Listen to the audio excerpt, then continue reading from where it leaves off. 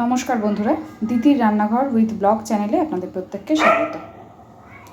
দেখুন, আজকে নিয়ে চলে এসেছি বেগুন চিংড়ি। একদম সহজভাবে আমি আজকের রান্নাটা দেখাবো। তো চলুন আজকের রান্না শুরু করি। তো দেখুন বন্ধুরা, কড়াই গরম করে কড়াইতে তেল দিয়ে দিয়েছি। এবার তেলটা খুব ভালোভাবে আগে গরম করে নেব। তেল গরম হয়ে গেছে, এবার আমি সবার আগে আলুটা দিচ্ছি। আমি বেগুন চিংড়িতে একটু আলুর ব্যবহার করেছি, আপনারা কিন্তু চাইলে শুধু বেগুন দিয়েও এই রান্নাটা করতে পারেন। তো এবার আমি আলুটা ভেজে নেব একটু।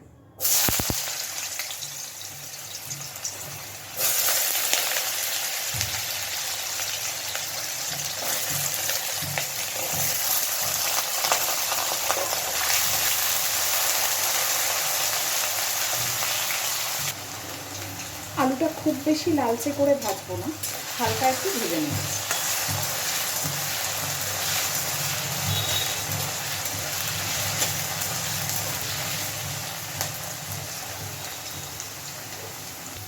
দেখুন বন্ধুরা, আলুটা আমি হালকা ভেজে নিয়েছি।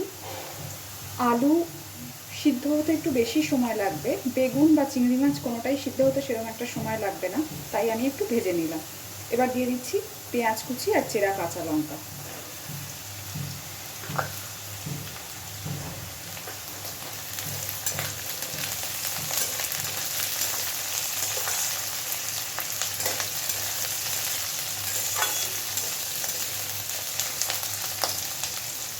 একই সাথে দিয়ে দেবো ছোট করে কেটে রাখা বেগুন।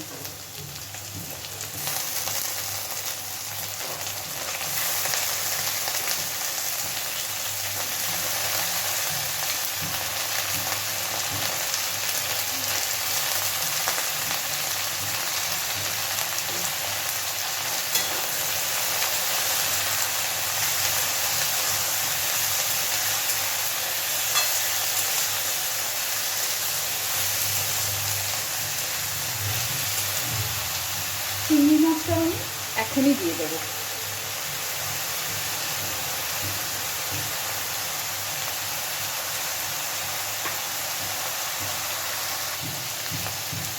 একই সাথে দিয়ে দেব পরিমাণ মতন লবণ,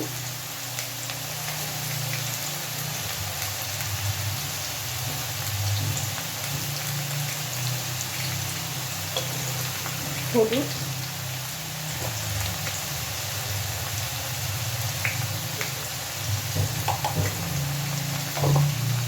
আর দেবো সামান্য একটু লঙ্কার গুঁড়ো।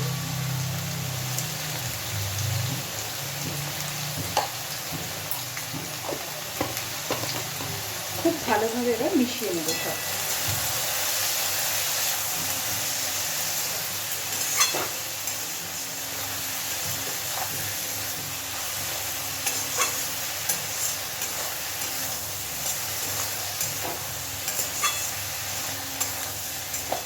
এই রান্নাটাতে কিন্তু আমাদের আলাদা করে আর কিচ্ছু দেওয়ার দরকার নেই।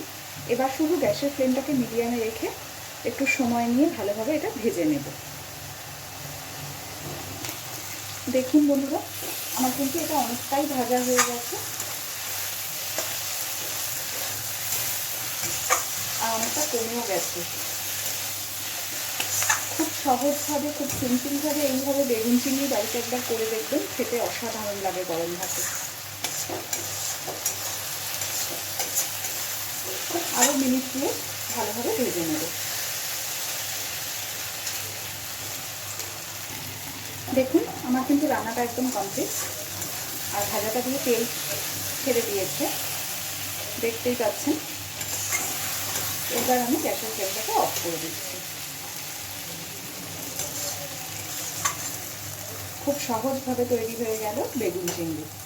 তো আমার এই সহজভাবে বেগুন চিংড়ির রান্নাটা যদি আপনাদের ভালো লেগে থাকে, অবশ্যই বাড়িতে ট্রাই করবেন, আর কেমন হয়েছে আমাকে জানাবেন। আর প্লিজ আমার চ্যানেলটাকে লাইক, শেয়ার এবং সাবস্ক্রাইব করে আমার পাশে থাকবেন। ধন্যবাদ।